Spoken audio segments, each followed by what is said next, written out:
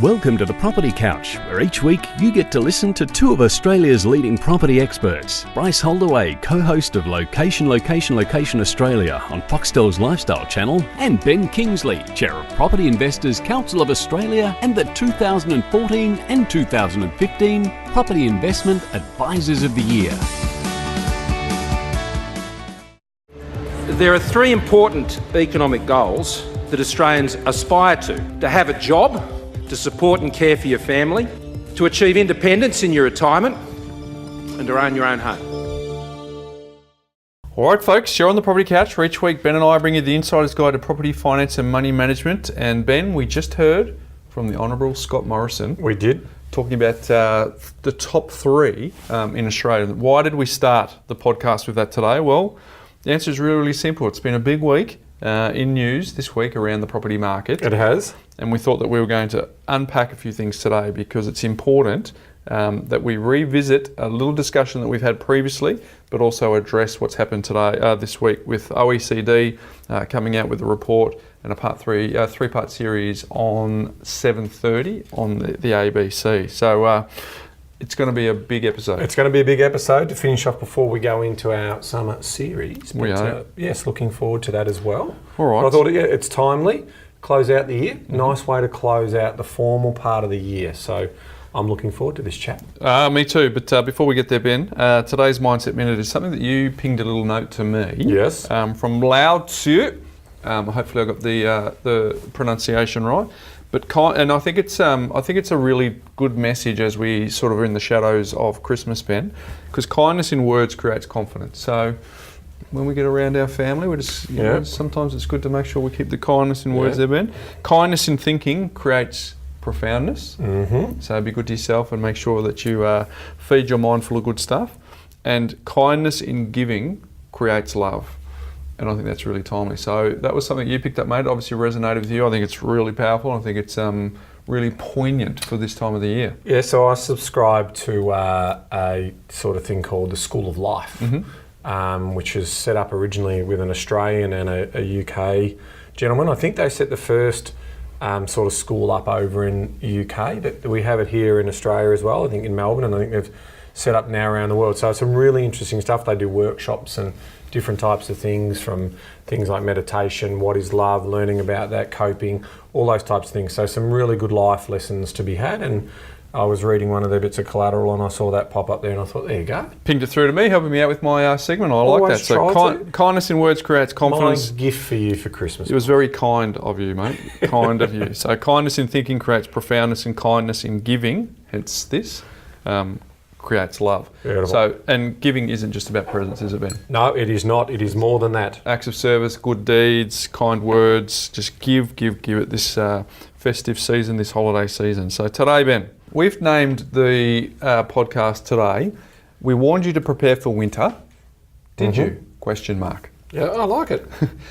Because the episode that we warned you, Ben, was actually episode number 66. Yes. And for those of you who want to play at home, 2nd of June, 2016. 2016. So 2.5 years ago, we said winter is coming. So what we're going to do today is we're going to have a little conversation around some of the things that we talked about way back in June of 2016. We're also going to address some of the things that came out during the week. Yeah, and I think, and where we're going to finish off on is what does that mean for the future? Because we've been pretty consistent about our position in regards to our concern around the heat that was in the market coming out of 2016. Now, it took until pretty much about September of 2017 in some areas for that market to cool. Because we called it early, didn't we? Yeah, and then it kept on running. Yeah, that's what property price appreciation can do. Over exuberance, unsustainable numbers of property investors in the market in those particular areas.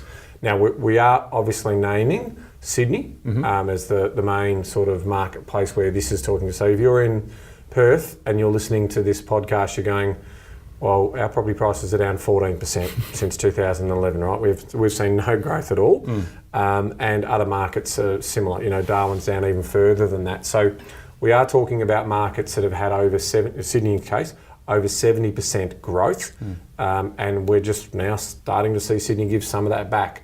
Melbourne got to around 58 to 62%, depending on which stats you look at. So again, now we're starting to see Melbourne give some of that back. So, and what's timely about this is of the 7:30 series. So we saw a series on the 7:30, and that's what we're really going to sort of review and dissect some of the commentary we saw there from the reporter. And I thought overall did a fairly good job, right? Yeah, it wasn't bricks and slaughter, was it? No. House of Cards always, conjures up this challenging. And why is it different this time? Because it's been they've been very kind in saying it's a credit squeeze, but we've sort of said it's a regulatory sort of adjustment. And we also are on the record as saying that it was sensible. We didn't want the property market moving beyond its means. And we're going to talk more about that as we go through today's show. Yeah, a couple of things they talk about is it a credit crunch or a credit squeeze? And the overarching message from us is there's nothing new to see here. Yeah. This week's reporting, there's nothing new. There's no new information that we haven't been talking about for 2.5 years for those that have been preparing for this season in the property cycle. Yeah, the only thing that's new is finally the broader public are getting the message. We've been doing this to our community of 25 to 50,000 listeners a week, right? They've heard this, so they're not hearing anything new, but we're going to cover off on a couple of those points, because even as steady investors as some people are, these types of things can shake the nerves around those investors, and ultimately our podcast talks to those people who want to make life-changing decisions about creating their own financial peace. And I thought that was a good intro from Mr. Morrison, PM, talking about that. I mean, absolutely, get a job. So, and Labor's not too different in terms of some of their core values, right? They talk about get an education, and I don't disagree. To get a good job, you need a good education. So, tick to Labor in terms of what that looks like. The second one there was, look after yourself in financial free, be financially free in retirement. Ideally self-funded. Yeah. It's so much more important if you are, because it's less of a burden on everybody else, right? So what we don't want is people basically living off others. And the final one was own a property, right? Own a home. So I think those fundamental values are consistent in both parties. We get extremes at the different ends about climate change and all that type, but that's true. And it goes back to 1942, I think, was the quote for Menzies, talking about how we want our own little patch of dirt, surrounded by a garden with a hills hoist and a barbecue. So ultimately, that's accomplishment, isn't it? Yeah. I mean, in life, that's accomplishment. Now, we also saw in this 3-part series that some younger people aren't interested in that. They're interested in, living a different life. And we also know from this series that there's European countries and other countries where the percentages of it's a cultural shift. They see that as a viable lifestyle option rather than being the booby prize. But yeah, talking about affordability versus desirability, the person that was quoted, he was in his late 20s, and he said, I don't know that anyone's checked that, but he also had an agenda through the business startup that he was creating to try and get people to drive. He said late 20s in the but it was all about him trying to get people to get a loan for consumer items whilst they're young. So that would come with a footnote to say to millennials who are thinking of that, that actually becomes very difficult to come out of if you get yourself on a debt cycle, which includes student loans. And we've got 2/3 of people still believing in that idea that they want to own a home. Right? So it's definitely still resonates with a lot of people. So this is the story. So we want to circle back to what we've been doing and what we did in our other episode and grab some of those snippets, because this is the luxury we have of being doing this for over 20 odd years now ourselves, that we're not, the catalyst might be a little bit different this time, but it's still an oversupply story and it's still a confidence story. So that, I think, is the message here, that the broader marketplace is now getting that story. We're starting to see it in the wealth effect, but we'll get into that. All right, let's cut to the episode of Winter is Coming, which was episode 66, where we talk about supply. So there's a few things I wanted to give you some stats on. You ready for this? Okay, Melbourne property market, right? In the last 10 years, we've seen an increase on a decade average. On the decade average, we've seen an increase of 11.1% on new house builds. Okay, so building new houses. On the same 10-year decade average, we are 90.4% higher on the average builds of units that we've been building over that decade average. Wow. All right. I'll unpack that even further with some core logic data. And I'm just going to go city by city here, so we'll have some fun and we'll post this up on the website. So, capital city, in terms of the average annual unit sales in the last 5 years in Sydney, has been 43,442. The total number of new units in the last 12 months, so that's been the average over next 12 years. Next 12 months, is 34,000. Now, what's even interesting about this is this pipeline of approvals that are coming through. There's 81,700 new apartments expected over the next 24 months. Now, if you think about it, you think 45 or 43 to 80, not too bad. Should be able to absorb a few of those. Melbourne, okay. We've had average for the past 5 years has been 30,000. For the last 12 months, it's been 29,500. For the next 24 months, 80,500 apartments in the planning and the pipe stage. Brisbane, the average for the last 5 years has been 15,000. For the next 12 months, it's going to be 16,600. But the next 24 months, 44,500. Alarm. CBD stands for could be dangerous. Could be dangerous. Adelaide, not too bad. Average for the last 6 years, 6,100. Next 24 months, 6,000. So on par. Perth, average for the last 5 years, 6,800. Next 24 months, 13,000. So almost 14. Yeah, almost 14,000. Hobart doesn't exist. Apartments don't exist. 442 apartments. Lucky you qualified that. In the next 24 months. Darwin, settling down. Long-term average 1,000. Seeing basically 1,200 over the next 24 months. Canberra, almost 4,000. We're seeing only 3,000. So a slowdown in Canberra after their oversupply. If you talk to any Canberrians, they'll tell you that apartments were oversupplied probably about 12, 15 months ago. We saw it when we were there 3 weeks ago. We just drove past heaps of construction. We did, and so that'll also play itself out. So the average across all capital cities over the last 5 years has been 108,000, and in terms of the last 12 months, 92,000. But in the next 24 months, we're seeing 231,000 apartments. All right, Ben. So that's what we said 2.5 years ago. Yes. Let's have a listen to what was said about 2.5 days ago. As of June this year, there were more than 156,000 apartments, a record number, being built around the country, vastly more than the number of new houses. There's no doubt that the last 12 months have seen a massive decline in off-the-plan sales.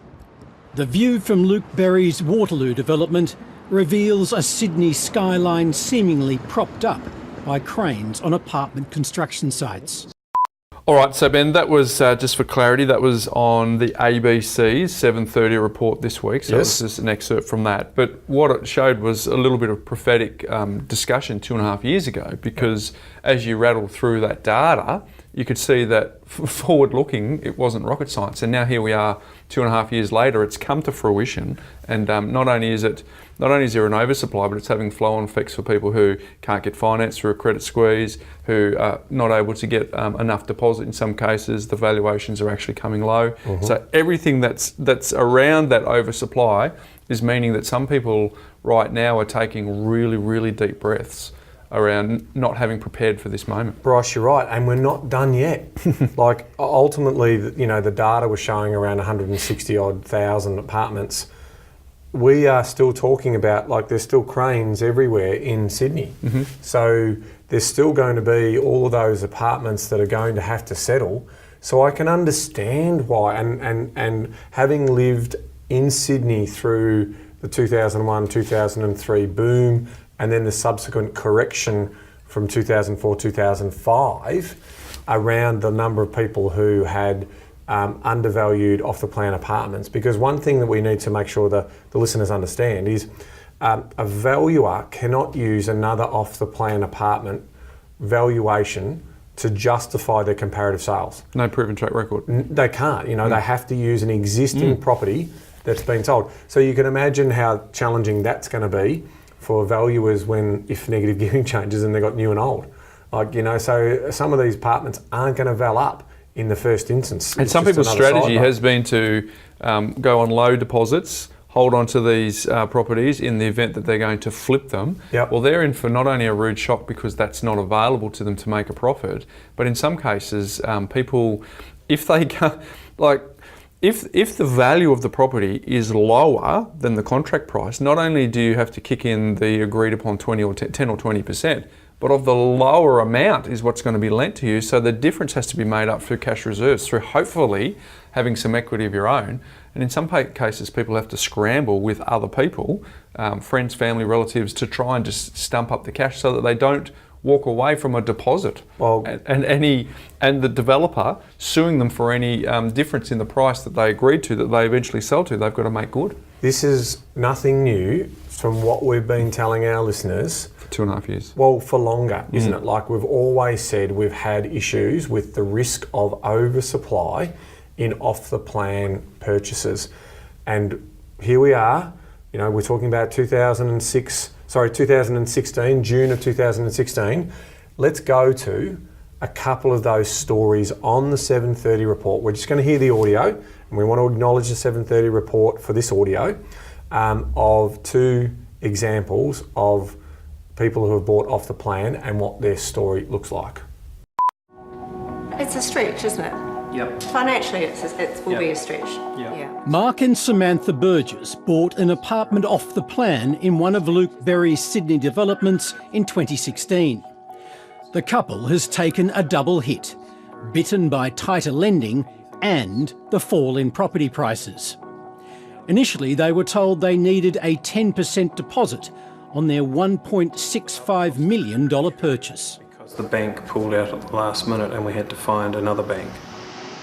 When it came time to settle in August this year, they were told they needed a 20% deposit on a property now valued at more than $300,000 less.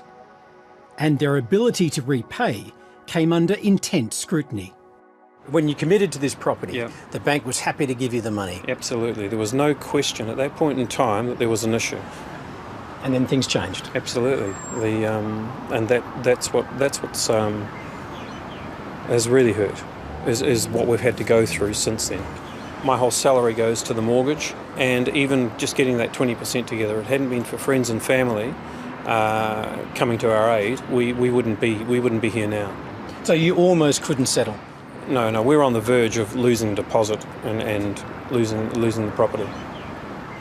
We're already seeing a lot of evidence that off-the-plan market, particularly for investment-grade stock, is seeing a fairly large proportion of off-the-plan valuations at the time of settlement are valuing at a value that's lower than the contract price.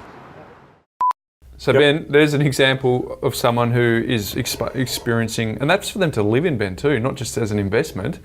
So for owner-occupiers are affected as well for this asset class, not just investors. Yeah, what we're seeing, Bryce, play out is what we've been talking about. Obviously, we're in the winter. Winter is coming, and in terms of the headwinds episode that we also did, it's playing out on those two fronts. We said getting lending for these things, banks restricting loan-to-value ratios, tick, right? So, and when you buy off the plan, it takes 18 months for these things to be built. Right, so here we are, sort of 2 years later, where, this unfortunately, this couple have gone through a horror story where their situation, and we talked earlier about those people who bought a couple of investment properties that are worth 25, 30% less. He's $300,000 paper loss down, and he's going to have to ride that out over the course. So there's opportunity cost in there as well. Because there's a couple of things. Because what a lot of people don't realise with an off-the-plan purchase is it can never really go unconditional in advance. The bank can give it approval subject to final valuation, right? So people who then go unconditional on a contract are actually taking a risk that the valuation comes in place. So if you have a listen to the numbers on that, it was a 1.6 purchase, 20% deposit, 320. It actually dropped in value by the amount deposit. by the deposit, Yep. and then they still had to kick in another deposit from the lot. It was a double whammy on a number. Yeah, agreed. So now let's have a look at second case. Okay. The major effect has been the borrowing capacity that we've had and the valuations that have dropped, not substantially, but have dropped a fair bit, which has made the major lenders a little bit hesitant to lend against current values. Throughout the boom, investor David Jackson was successfully building a property portfolio. Then suddenly, an apartment he bought off the plan in central Sydney's Woolloomooloo was valued at less than he paid. In this particular circumstance, the valuation came in less than the purchase price, which was news to me after investing in properties for 10 years. There's another example, Ben. And what's interesting is that particular investor was experienced 10 years, and some of this stuff is news to that investor. So It's staggering, Bryce, the amount of information we are privy to in terms of our data and looking at off the plan versus existing property, and yet still the vast majority of people buy off the plan apartments. And you only need to also look at the latest CoreLogic chart pack to show which properties have been performing better, houses or units. Land, houses have been performing better than what the unit market has right across the country, and that is demand and supply. And what we were talking about with winter is coming is that perfect message of there is going to be an unprecedented level of supply that was going to come through.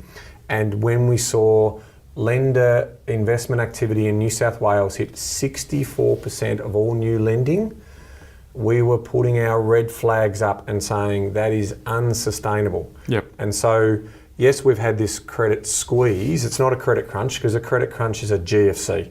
Let's be honest, it's absolutely been a manufactured credit squeeze by APRA.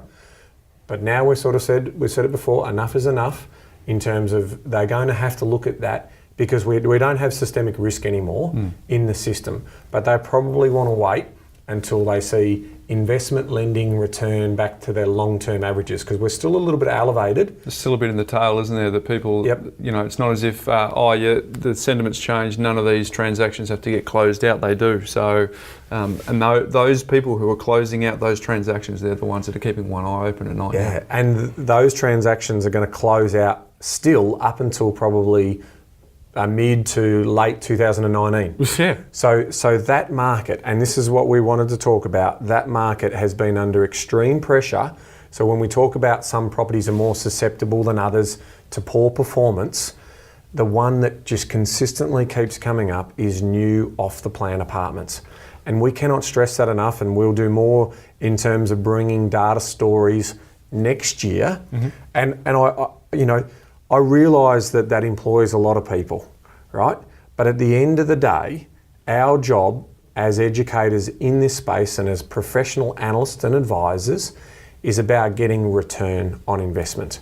And so people can sit there and say you've got a bias or whatever. No bias, or actually no, yes, complete bias. Yeah, to positive outcomes to for better people. returns. Yeah. We don't want to leave any money on the table. We absolutely know. Yet, still, again, the vast majority of investors buy this stuff, and I don't get it. It's pretty clear that the spruikers have the bigger budgets that can attract the bigger attention. Yes. So, but the amount of times, I know why you're saying you don't get it, because the amount of times we see someone who says to us, "Look, I've cut 2 laps of your podcast. What do you think of this off the plan property?" It's like, come on. Now, I said I don't get it, but that's just my, in terms of how people can be so silly, right? I absolutely get it when it comes to the economics and the business minutiae around that. Let me try and explain that. The developers spend lots of money on advertising. No one is going to want to openly declare if they're one of their biggest clients that these are bad investments, right? That's not their job. Yep. The platforms or whatever they're doing, the newspapers, the real estate insert guides and all that, they absolutely don't want this to go there. And the data has been hard to aggregate quickly into a big data set. We're working on that right now because for so long, and I'm talking, for the lifetime that I've been in property investing, this data hasn't been made available, and we should be able to make it available whereby you can have a look at an apartment building and see how it's performed, and we might be able to then heat map different apartment blocks across all cities to sort of see exactly how they've performed. Because you don't have to be blind Freddy to just pick one yourself. Go in there and just start looking on realestate.com or domain.com and have a look at the sales history of each one of those. You can start to see, if you do your CAGR, your basically capital growth over the long term, you will see that they haven't been performing to market expectations. Yeah, for any of our listeners or any of our clients that have actually been on one of our webinars that we've held this year, they would have seen us showcase an example of that. We'll showcase more of those next year, as you mentioned. But it's pretty clear that all of the principles that we've talked about for 2.5 or 3 years, when we show that case study, just tick, tick, tick, they violate all of the rules that we say that you should avoid. And for me personally, I've been involved in, you haven't, but I have, I've been involved in the off-the-plan industry from 1998. I've been in this industry for 20 years in October, just gone this year, Ben. Happy birthday. Happy 20th. But from 1998 to 2006, Ben, I was involved in off-the-plan brand new stock, right?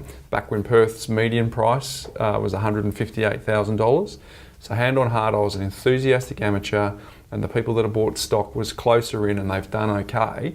But if I know what I know now, and I could teleport with Michael J. Fox Back to the Future, I would tell a different message without a shadow of a doubt, Ben. And from the moment that I got better information, which was in 2006, I actually got out of the business that I was in with my business partner. I went over to London, Ben, with my now wife, that was my girlfriend at the time, and I just debriefed, and then I came back to Australia, and then I went and worked in the industry, in the established space from 2007 to present, and to this day I have not recommended that an investor buy an off-the-plan apartment since, and the scarcity of any recommendation around an apartment, which we call a flat, has always been where the scarcity is uber low. I mean, I summarise that by time fixes all wounds, right? And in terms of, as you say, the people that you advise, those property prices have gone up. They have. Right? So there has been some you've transformed positively, but you've underperformed. So the transformational opportunity cost. So that's what we're about. We're about making sure that every dollar that we invest, we get the best return on. And that's also for owner-occupiers here too. Right? If you want to go and buy an owner-occupied apartment, understand that that's a lifestyle decision, but you don't want to be buying something that is going to cost you, say, $600,000, $700,000 to buy, and in 8 years' time, it's going to cost, it's going to be worth $700,000 or $750,000. You've made a small capital, but you haven't, because you've been servicing an interest cost on that property, not to mention all of the holding costs and all the body corporate fees. Yeah, that's right. I was going to say some of the nice owner-occupier style product, even if you've got mortgage-free, Ben, still costs you a fair bit each year to be able to stay in there. So this is no different to a house. You've got maintenance and rates and all those sorts of things, but some of the the medium high density stuff is quite significant. The ongoing costs can be reasonably expensive. So we understand that this type of accommodation has demand to it, but it just doesn't seem to perform based on all of the data we've got. And I think if anyone wants to challenge that, we would openly have you on the podcast, and you can show your data, and because there will be exceptions to the rule, which we've always talked about. But in reality, the numbers are in. They've been in for years, but the story hasn't been told. We've had someone write into us, Ben, and say, look, we're biased, we're blinkered, we haven't been measured on saying both sides of the story. That's okay, we'll take that on the chin, but I think we've presented enough evidence to suggest that with the exception of what you just said, where we just say it's not 100%, but it's a very, very high percentage, I think that protects the general community of investors better than sort of talking about the little outlier. Yeah, coming back to that comment, because we read the feedback, we're really important that we want to make sure we're delivering on what our listeners want. And that feedback says that we've got a bias to buying existing property because we're buyers agents and we get paid to. We have every right to buy brand new. Well, I've been both, Ben. Yeah. I've been both. And I can assure you folks, I got a higher income from selling brand new than from established, without a shadow of a doubt. And I haven't been involved in brand new for a long time. So there's no bias there. If we thought the brand new would stack up, we would take the fee from the customer, not take the commission or the kickback from the developer, and we'd buy it.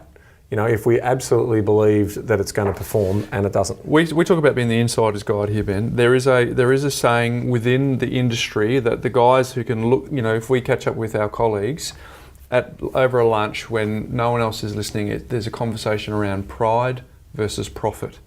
Because at the end of the day, the person has to make a decision on pride versus profit. Because let's be honest, folks, you know, with some of the opportunities that come to Ben and I, we could work in a very small percentage of the year and make an extraordinary amount of revenue from moving some stock, but we just choose pride over profit because I think the real test for anyone who's in our space, Ben, is when they're walking down the road and they see a client, if they want to walk up and say good day and shake their hands, that's number one, versus they want to quickly change and go on the other side of the road and hopefully not be noticed.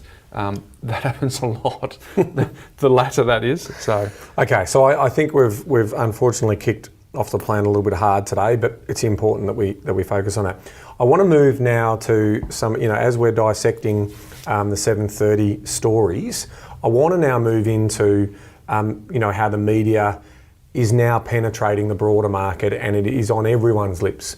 And that takes a while. It's usually 6 or 7 or 8 recalls before it starts to become in the psychology of the conversation and so forth. So yeah, let's go back to what was said 2.5 years ago, Ben, about what would happen if this scenario came to fruition. You know, we're going to look back in time and see what we said back then, and let's see if this is playing out now. If we play this out from a sentiment and confidence point of view, the media will get onto this and it'll start to hit the mainstream media. And so all of those stories about bubbles and, you know, it's happening now, the crash is on, that'll start to change sentiment. And that'll start to put doubt in people's mind about what they're executing on. So if you've bought one of these off-the-plan apartments and think that you're going to get this uplift earlier because you saw some other friends who bought in 2013 and they're about to settle now and their properties have gone up, and that's been the case in some of the Sydney markets, I'm going to say to you that's a paper result, and potentially you'll probably see a bit of a correction in that because the confidence in this particular market will be shaken.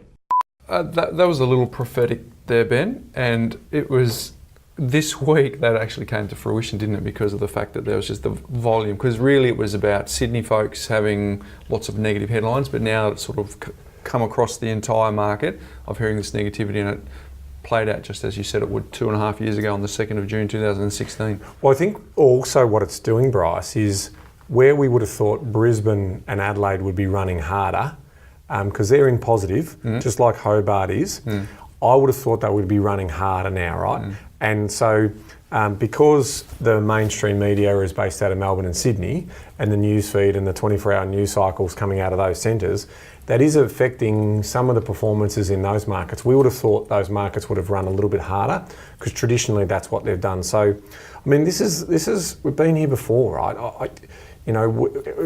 So to get a prediction right like that is not, it's not surprising, I suppose, even though, because we know this type of thing happens, and we also know that in any type of demand and supply marketplace, when demand gets to an illogical stage, of over-exuberance, you're going to see some of these corrections. And property as an asset class and as a stock takes a long time to deliver supply.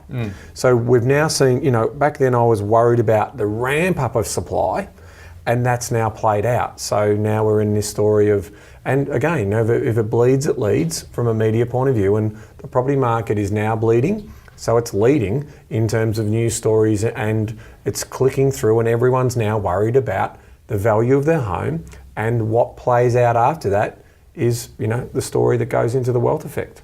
Well, yeah, the wealth effect's the important bit, isn't it? Because one of the economists talks about the probability of a bad scenario is real, and the challenge is it's real if it becomes self-fulfilling. So for people, if they have that negative wealth effect, they get concerned by the fact that on paper their wealth has gone down and they contract in spending, well then that will flow onto the economy. So they're the challenges, but again, what we said back then still is just as relevant as today. In fact, it's just coming to fruition. Well, let's play another snippet from the 7:30 report. Here's how it goes. Ready? Absolutely. The chances of an economic downturn being fueled by a housing market downturn are heightened at the moment because of the wealth effect, a reversal of the wealth effect, and because fewer transactions in the market. Concern is mounting that the credit crisis could spread to the broader economy. This year, the banking regulator moved to scrap its 10% limit on investor lending. The hope is the downturn in housing can be contained. And that's the hope, that we can somehow muddle through a decline in house prices that doesn't impact the real economy. Generally, banking crises, economic recessions are started by a downturn in the housing market. That's the playbook in history. So we're trying to generate in Australia something different, which is a reduction in house prices without a knock-on impact to the economy.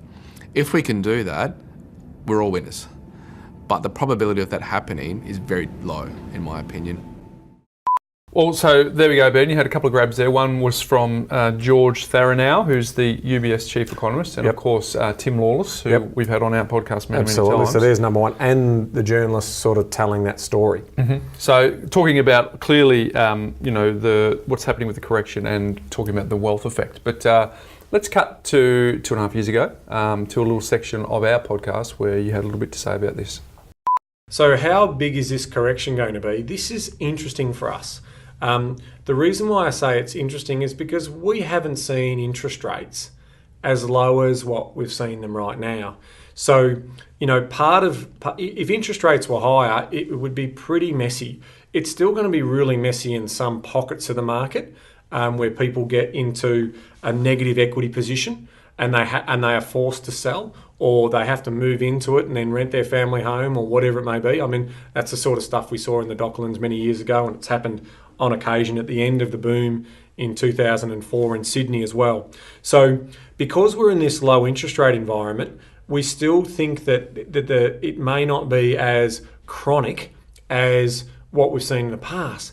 But then when you start to unpack the whole story behind that, and by that I mean, okay, we're in a building boom, all right? Those numbers I just talked to you about, 231,000 versus the average over a 5-year period is 108,000. So some markets better than others. This is the transition that we've had from the mining boom and the capex in mining. And so this has been a good transition. It hasn't been a hard landing yet. But once the confidence and the sentiment changes, and then potentially the pre-sales don't come through, and then the product doesn't get out of the ground, and then you factor in the Chinese buyers who are now struggling to get finance here in Australia, we've got a problem. Because 1 in 4 jobs in Australia is related to property. So, you think about it, the truck drivers who are digging the holes, the concrete suppliers, the carpenters, the builders, the welders, the steel makers, all these people have a direct relationship with this type of infrastructure. And that is, then you've got the retail and so forth. So retail's struggling out there at the moment. This could be the catalyst for that R word. If we think about this and play this out further, all of a sudden you get this whole confidence score and sentiment changing around people's property values. And it's called the wealth effect. Okay, and what I mean by the wealth effect is that households, they have this ability when they feel comfortable to go out and spend money.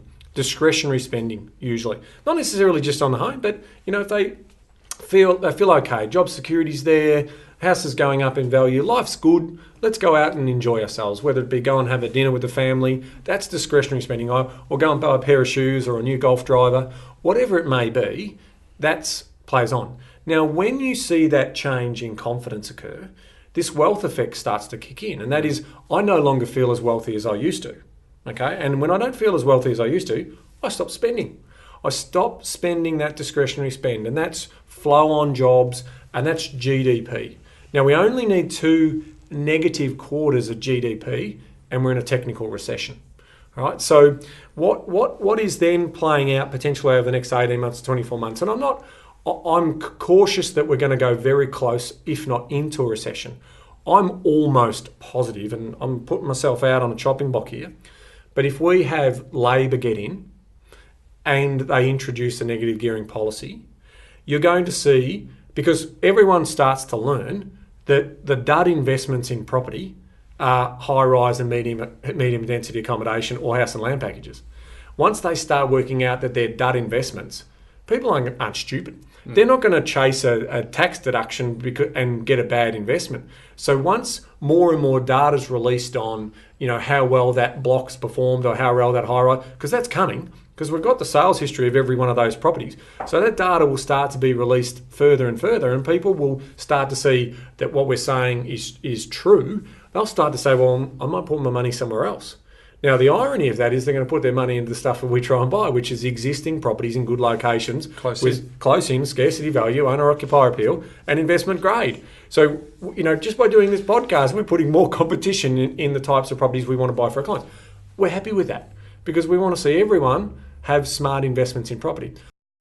Interesting, Ben. A couple of things there. You talked about the wealth effect back then when no one was really talking about that as part of the vernacular, but obviously that's now part of what the discussion has been this week. Yep. But you also talked about the R word in terms of recession. That comment that you made then was exactly a month prior to the actual election happening for the previous one. Yeah, and obviously we know what played out there. The Liberals got in, we didn't have the negative gearing come in, but we've got a completely different story now. So the property market continued on its merry way. Increasing very heavily through 16 and into 17, because when you've got no change of government and you've got a pro-business government and whatever, you get that confidence just kicks back in, and that's what we saw. So it's interesting to look back on what you say 2.5 years ago and some of that be validated. That's nice. Back in those days, though, I've got to say that I didn't understand that APRA would just absolutely clamp completely down on serviceability calculators. That was the blind spot. That was the blind spot. So that's why people are more worried about the correction, and we're worried about the apartment market for off the plan high rise, medium density, and some of the house and land stuff in the oversupplied areas, because we think that they will hurt a little bit more than other areas. So I think my message there is. Well, let's just play the grab from John Simon now. I think that's probably a good thing. So again, credit to 730 report. Because John Simon's bought his first investment property at 18. I think he's close to 70 now. So that's 50 plus years of experience, and arguably one of the most well-respected analysts in property in this country. So let's have a listen to what he had to say. The effect the proposed tax changes will have on a housing market already facing its worst downturn since the global financial crisis is hotly contested.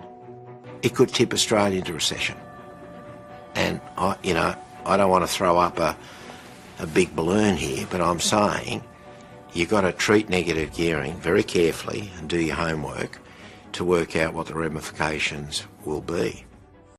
So what's interesting about that, Ben, is John Simon's talk about it could be, if you don't play this well, it could turn out being a recession. Now, Chris Bowen, the Shadow Treasurer, was interviewed after the third part of the series and responded to that. So we probably should have listened to that now. Just before we do, I just want to also highlight that everyone might be thinking, well, there's John Simons, he's got a vested interest, right? He sold out of his interest in the mortgage broking business, so he may not have a direct interest. But you've also just got to give credit to people who play in the finance and property space. They might have an opinion, but their opinion is grounded in their years and years and years of experience, right? So yes, I get it, he might have a vested interest, just like you and I do.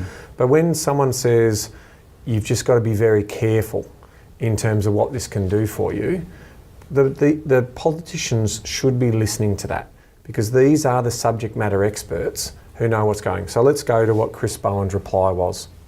And Chris Bowen is the Shadow Treasurer.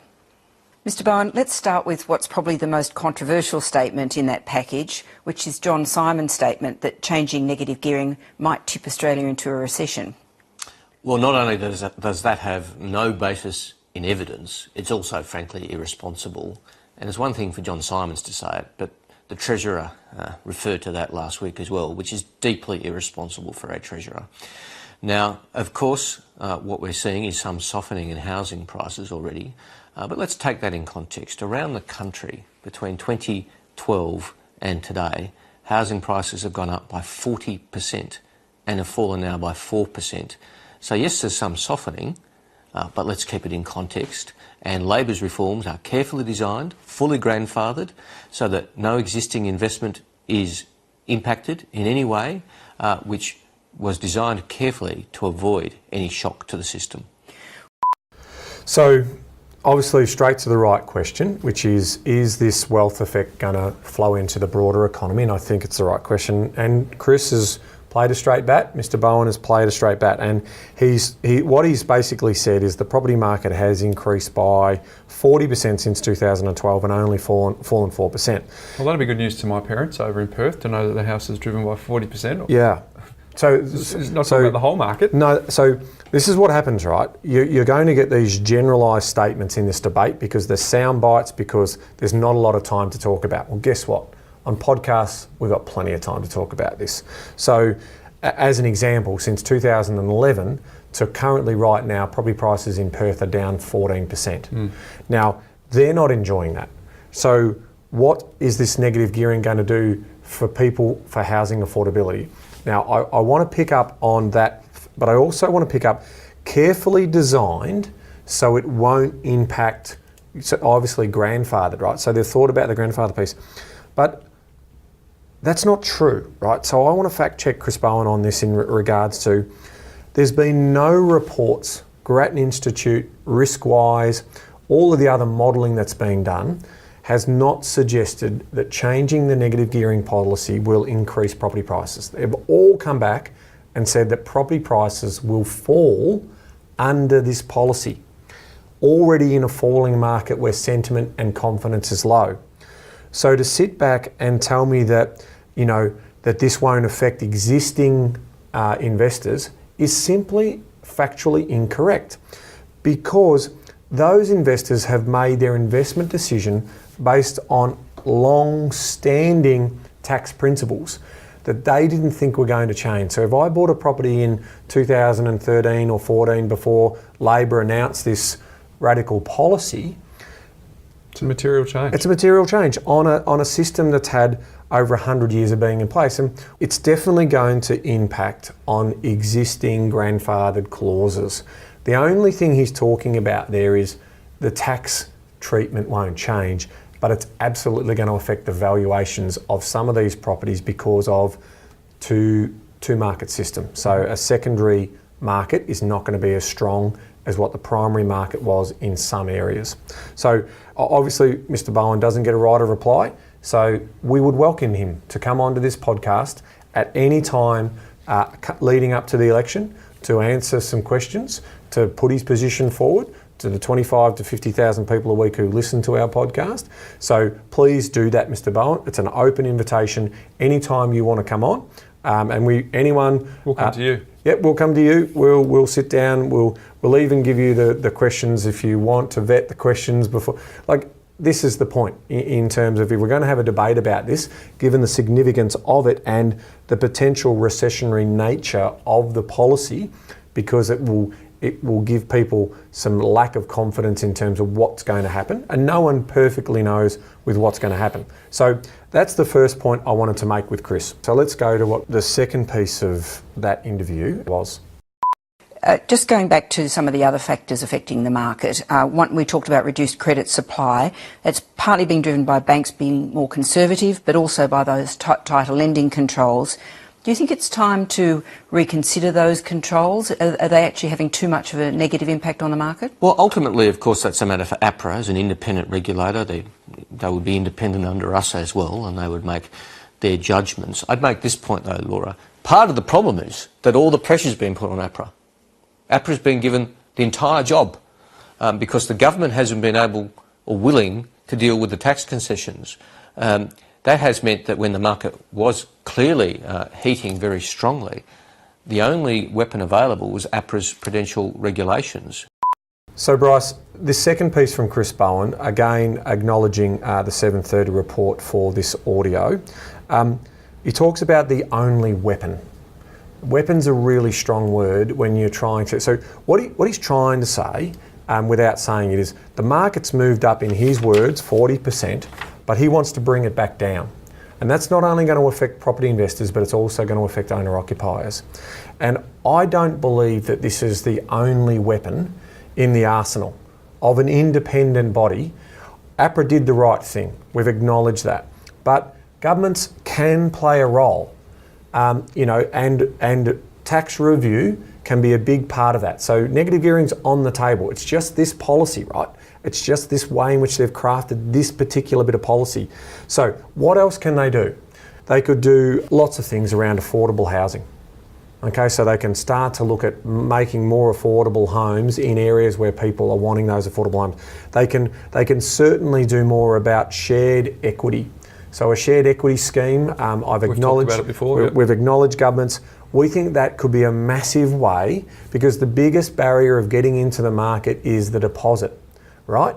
That's the evidence. It's for first home buyers. Isn't that the point, that if you had the opportunity to talk to Chris Bowen in that interview, to say, yeah, sure, it's one thing and it's noble to try and get more first home buyers into the market, but there's two parts to that. One is, there was a part in the segment where there's a group of young people who just don't want to. Yep. But the second part is, okay, sure, you're reducing the competition from the investor, using his words, but the first home owner has still got to stump up a deposit. Yep. That challenge does not disappear with his proposed policies. Correct. So the idea of, to your point, that if there is some change across the tax system, which we've put our hand up to say that's part of our thinking as well. Yep. Whether you just let the 1 or 2 or 3 properties, whatever the number is, qualify under negative gearing, and then excess doesn't qualify, we'd certainly support that. But the idea that you drop a market, even if the market drops, Ben, let's just say that the first home buyer does have an opportunity to get in at a lower price point. The same question still remains: where are you getting your deposit from? Because just because the competition is diminished and just because the market has come off, still doesn't change the fact that the barrier to entry for most first homeowners is what you just said, is to stump up a deposit. Yeah, you don't want property prices to stall indefinitely. There's billions of dollars, tens of billions of dollars of debt out there, in the view that they're going to be buying an appreciating asset, right?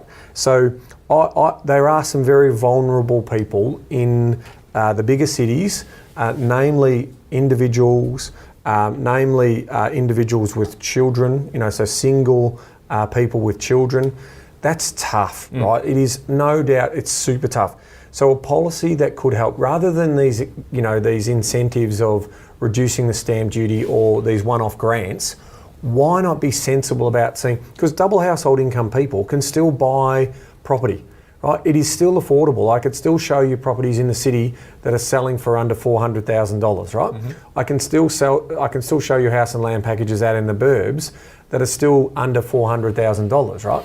It's the expectation of what they want, right? And that's a different conversation about who's got what and who hasn't got what. So my view is better housing policy comes in to this idea of helping these people get in to eventually buy the government out and then own that asset. That is far sensibler than coming in with a policy that was originally designed to take heat out of the market. So it's not the only weapon. You have an arsenal, if you want to use that language, of options that you could do. You could release more land. You could encourage more subdivisions of land to create more stock. The fact of the matter is, we are seeing property prices correct in these marketplaces for 2 reasons, and 2 reasons only, and that is credit has taken out some of the demand, not only from investors but also from owner-occupiers from a servicing calculator point of view, and secondly, supply has arrived. Those 2 factors is what's driving property, and that's where it should be. It should be like that. There's no demand in Perth, there's no demand in Darwin. Those markets have corrected and continue to correct. There's demand in Brisbane, there's demand in Adelaide, there's demand in Hobart. That's why property prices are continuing to grow. So let the market be the market, all right? The regulation came in to kill systemic risk. We did that. But it's not the only weapon. And to then make it political in terms of which party's doing what, it's just good policy. All we want is good policy from our governments, and this policy will cost jobs if it's implemented. Very good. Now, the other thing that we also got an opportunity here about was one of the biggest decisions that has to be made is the yet to be announced date. So they're waiting for the mid-year financials, which will come out on the 17th of December. So we're not far off from that. And Chris Bowen, to his credit, has said, we will let everyone know as soon as in advance. Well in advance. But if you actually, and do yourself a favour, I encourage you to watch every one of these ABC 7:30 report parts, part 1, part 2, part 3, and then listen to Chris Bowen's full interview on the 7:30 program. Because if I was reading the tea leaves in there, he wants it sooner rather than later. Okay, now he's going to have some trouble in the Senate, we understand that, but that to me is a signal that if I'm an investor and I see opportunity in this market, and it's probably a good segue for us in terms of talking about the positives out of this, is as soon as he announces it, and let's say it is 1 July 2019, right, that's their intention. There will be an election bump boom. There will be smart property investors who will be getting into the market who will see that opportunity. But my view is, if you're in a position to look now, then do it. Because the moment that's announced, and if it is that tight, there will be a pop of demand and you are now going to be competing with other people in the marketplace. Ben, everyone's got a favourite Warren Buffett quote that they quote at the times like this, and it's that, be fearful when others are greedy and greedy when others are fearful. Right? We've heard it so much now, but the thing is to actually, this is one of the times when people are fearful, when you actually have to get the rubber meet the road to actually say, righto, that's not just a platitude that sits on my fridge now. It's actually something I need to think about, because if property investing is a process, not an event, you've got to reverse engineer how long it's going to take you to get a lead up to it. Here we are recording this at the middle of December. There's not a lot of time to think of, if you're a long-term player and you think there's an opportunity, now is a really good time to start preparing, because, as you said, the tea leaves suggest that he wants it in sooner rather than later. And if they had it previously when there was an announcement that they might have changed it. There was a bump before the 2016. There was an increase in demand at the time. So there's already a precedent that that's actually happened. So now is the time to be considering it, rather than waiting, like a lot of people want to do, for confirmation signals from the herd coming in. So I think you're right. There was a little insight there as to his intention. So let's bring this podcast home, Bryce. Let's start to think about some of the messages that we want to share with our listeners. Yeah, so in conclusion, wherever there's noise, Ben, go to the facts. Is the number one thing to do in scenarios like this. First of all, we have still very strong population growth. There's talk about that coming off, but still we are having more people that are coming to our big cities that require somewhere to live, and that will always be placing pressure on the demand for real estate. So that's number one. Number two, this too shall pass. This has happened before. We have gone through a situation like this. The GFC was the most recent one, Ben, and it was a universal across the world rather than just something that we're facing here in Australia. So this too shall pass. And three, this is an important message, Ben, that there are now people need to realise that there will be different markets. There will be multiple tiers around the fact that the rising tide has lifted all ships in history. We've talked about that in the past as to why that is, but going forward, we don't feel that that'll be the case because it's largely around a story of income. Because where the income is, that's where the demand will be, Ben, because they're the people who can borrow more, they're the people that can place extra demand. So where the income across the board was rising all across Australia in the past, now you're going to have to be more specific. So if you don't hold high density stock, if you don't hold medium density stock, and if you're not way out on the fringes in some of those greenfields estates, Ben, you don't need to panic at this point. You need to have an increased awareness, but there's no point to panic at this point. We talk about playing the long game, and if we think about that, we've got, we've talked about this before, but I'll just recircle back to it, is you're a speculator, you're not an investor if you're looking at a window horizon of 1 to 2 years, right? So you're in the business of trying to equity harvest or make some money, but you're in that business, it's work, right? You're not purely set and forget investing. So we talk about speculator investors as being 1 to 2 years. We talk about traders those people who want to trade in and out of a market, like follow trends or use the DSR and use location score and all of that to see the short-term capital growth locations. So you can find areas that are going to pop and then do nothing over that time period. So we're on record as saying we think Hobart's going to be one of those areas. So that for us, you're a trader. Mm-hmm. You are trading in and trading out. So regional towns, mining towns, a classic case of traders who are looking to get into those particular areas. But finally, and this is where our bias is, and it's what we've done from day one on this podcast since starting out in February of 2015, we have been super consistent that we are long-term investors, mm-hmm. okay, which are technically passive investors. Mm-hmm. So we are looking at markets where we're saying to ourselves, 10, 20, 30, 40 years from now, where are those property markets going to be best served? So yes, we're in on this negative gearing thing because we think it'll have short-term impacts and we think it's poor policy. But when we're playing the long game and when we look at the changes and the corrections that have occurred in the marketplace, we are super confident that the land underpinning the value and what Bryce said, and go and listen to what Bryce said before about income story, where are those bigger incomes going to go? Overlay that with human interest and human behaviour. Yep. Right, overlay that, you will find the best areas to invest in property that will give you a great return on your investment. And so for us, these opportunities are very good times for being able to add to your portfolio. And that is always going to be our message. We've always been consistent on that too. Add when you can afford to add. Don't worry about the short-term noise in the marketplace, and buy the best location because that will do 80% of the heavy lifting, so long as you pull out medium and high density apartments, and our data wouldn't take us into new estate areas because of the risk of supply. So from those points of view, that's what we do.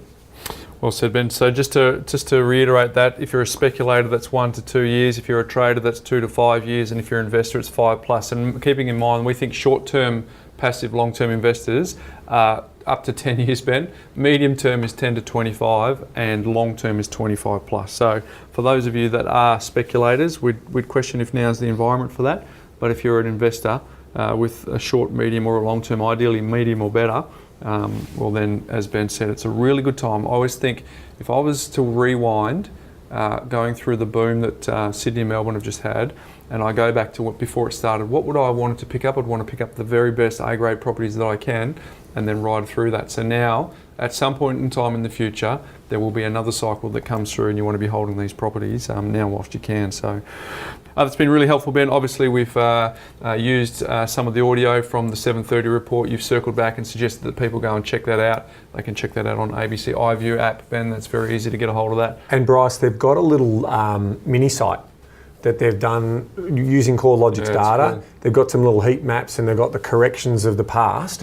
We're going to put that in our show notes. So we'll put the link in our show notes to take people to those, because we think it's well put together. It's good. It's really good. You can see those corrections over time, because in my Did You Know section coming up very shortly, I'm going to show you what percentage growth we've had since 1990 in our big cities. Very good. That'll be a story there as well. But folks, we obviously took some snippets from our episode number 66, which was back on the 2nd of June 2016. If you haven't listened to that, we encourage you to go back and circle to that, because today was about, we warned you to prepare for winter, and did you? Largely, that's when we warned you back in episode 66.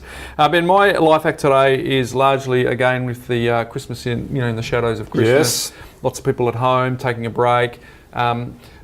I don't know if you've ever used the app Airtasker, have you? No, I haven't. I'm aware of it though. Yep. I have. Okay. I got. How'd it go? It was good. So what I did is I had this tree out the back that I didn't have the time, Ben, to remove, so I put it on Airtasker. I probably wouldn't want to put a chainsaw in your hands either, Bryce. Mate. Those delicate hands of yours, I probably wouldn't want to see. Hey, look, yours don't look like. No, I'm the same. There's no doubt that I would get blisters and all that if I picked up a shovel myself. So so what happens is it's almost like a little auction scenario where you go, this is the job, and then people compete for it, Ben. They say, I'll do it for $10, I'll do it for $20. Yeah, got it. I mean, you've got a barbecue in the shed and you want someone to take it away, they'll let you know. So a couple of things from both sides. One of you, if you've got a few odd jobs at home that you might want to help, that you want help with, check out Airtasker. You might be able to get, it was a uni student, Ben, wanted to earn a little bit of cash. Nice. So on that side, or on the flip side, Ben, if someone wants to put a little bit of money into their offset account as part of their Money Smarts program over the period and they want to earn a few extra bucks, maybe they can consider Airtasker as an option for them to bid for some jobs where they might be able to help some typically local neighbours who might not be able to do some things. So if you haven't checked it out, folks, Airtasker, I've given it a go. And there is no affiliation here, Ben, whatsoever. Oh, not on the take, Bryce? Not on the take here at all. So there you go, folks. Check that out. Did you know, Ben? Did you know, Bryce? So I'll start with a couple of things here. Firstly, just looking at the latest CoreLogic data, a couple of summaries here. Global loan to value ratio across our residential property market. Surely we're highly exposed. At the end of November 2018, 23.68% global LVR. So we've got $1.8 trillion of outstanding mortgage debt against $7.6 trillion worth of residential property. Year to date, we've sold 438,277 properties. And the number of residential dwellings in the country currently sits at 10.1 million dwellings. So it's ticked over that 10. Now, I promised everyone to tell a bit of a story about what's going on in regards to the percentage gain. So I'm talking about the percentage gain since 1990. So not this latest period, but also we had a bit of a recession in there as well. So let's be mindful of that in the early 1990s. So here's Sydney. So I'm just getting into our data set, so hence why I'm working through it. So in Sydney, the growth in the last 28 years and 6 months, so our data's up until July, has been 439% growth for Sydney. There's a living in that. In Melbourne, the percentage growth... Hang on, 400%, that's a doubling every 7, because if you 7 it's 100, 7 it's 100, there's your 400. Yep. So, and we're not saying that the market's going to keep doing this. No. We do In fact, believe... we're probably suggesting that you've got to be more specific than ever. The big takeaway from this podcast is very true that you will need to be a better asset selector than ever before to get the right growth because of the income story. You know, the people who've got the right income who want to push into the better suburbs, that's where your growth is going to be. Melbourne, 439%. Okay, so very close. Well, that was very similar. It's very similar. 434, Melbourne's 439. So, yep. Then we go into Canberra and Queanbeyan has had 426% growth. Then we go into Perth, which has had 451%. Calculate that. Everyone going, what? Sorry, that doesn't sound right.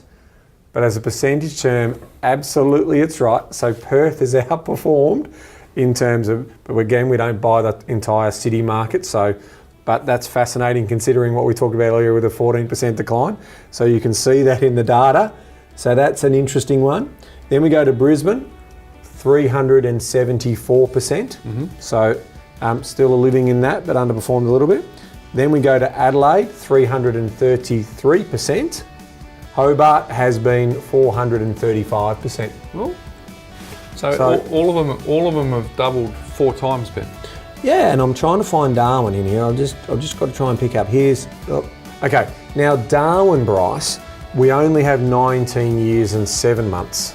So it's not a longer period, but the percentage growth has been 157%. So significantly lower than those other markets, but to their, in defence of them, there's obviously been a lower period of data collected over that time. Yeah, and ignore my comment about the 7 years, Ben. It's not a compounding thing, so it's just a 400. So it's 4 times. Right. So it's just 4 times. That's right. Yep. So I've done Sydney, Perth, Hobart, Brisbane, Melbourne, Canberra, Adelaide, and Darwin. Mate. It's not a bad little story for property. Yeah, not a bad property. And as we said before, populations, people got to live somewhere, Ben. They're highly urbanised in this country. But wow, epic. I hope Ibis is going to have a bit of fun pulling all that together. So thank you for that, Ibis. But mate, we are about to kick off our summer series. We are. And we're going to ask a lot of experts about their thoughts on negative gearing based on for that. what we've been chatting about today. So, mate, until next episode, Ben. Knowledge is empowering, Bryce. And hopefully we've shared a bit of knowledge today. Mm-hmm. And for those who are astute enough, they should be acting on it. So yeah, the question is, should you be fearful or should you see an will opportunity? they? Good call. Exactly. But all right, mate. See you next time. Want more great content from The Property Couch? If you haven't had a chance to go back to the foundational episodes, we got good news for you. Go to thepropertycouch.com.au/TPC20 and check out the free binge guide, which gives you the insights you need from the first 20 episodes, where we unpack the foundational pillars of the insider's guide to property, finance and money management. It's completely free and available now.